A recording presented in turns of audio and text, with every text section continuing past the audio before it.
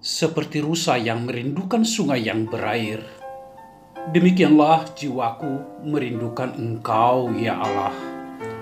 Bersama Hobasma Channel HKBP Suprapto, teduh di dalam Tuhan. Dengarlah firman Tuhan.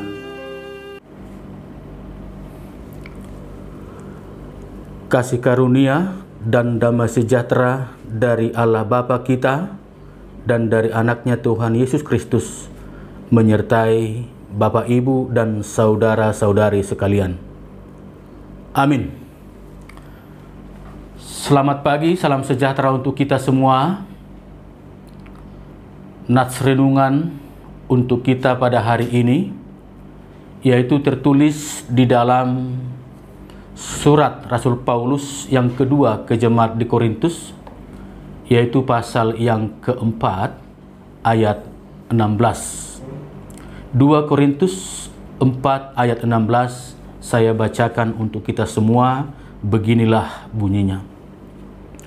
Sebab itu kami tidak tawar hati, tetapi meskipun manusia lahiriah kami semakin merosot, namun manusia batiniah kami dibaharui dari sehari ke sehari. Demikian firman Tuhan.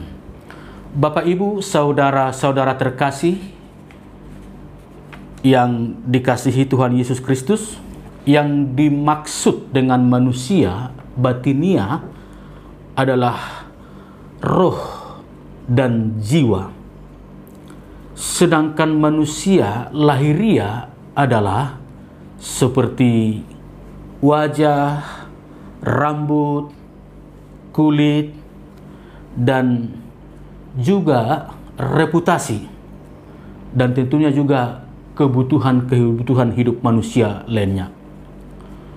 Manusia lahiriah sifatnya akan merosot, menjadi tua, dan sakit-sakitan, berlalu, dan juga akhirnya binasa.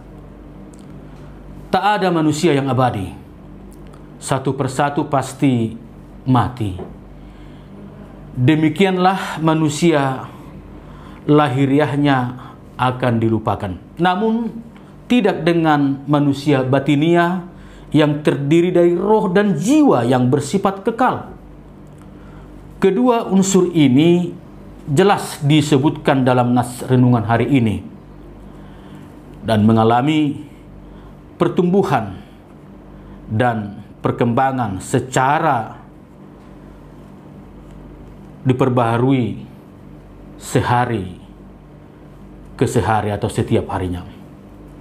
Pembaharuan ini menjadi persiapan terhadap kekekalan mendatang.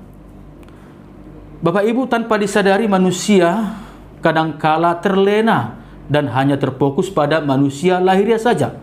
Manusia lebih memilih untuk memperbaharui fisiknya, uang, dan prestise guna memenuhi manusia lahiriahnya.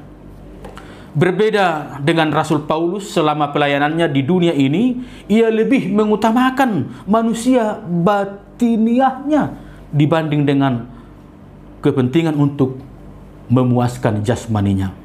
Paulus menyadari betapa pentingnya manusia batiniah sehingga ia tidak tawar hati, sebab ia mengalami pertumbuhan dalam hal kecintaan akan Kristus dan karakter yang semakin bertumbuh seiring dengan waktu.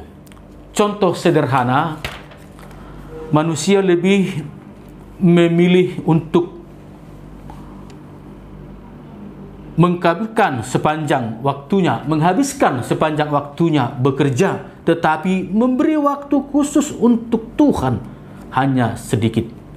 Hal ini membuat manusia menempatkan Tuhan di urutan yang bukan prioritas dalam hidupnya dan terus mengejar materi yang hanya bersifat sementara. Namun bagi Paulus segala yang kelihatan itu adalah fana, tetapi yang tidak kelihatan itu adalah kekal.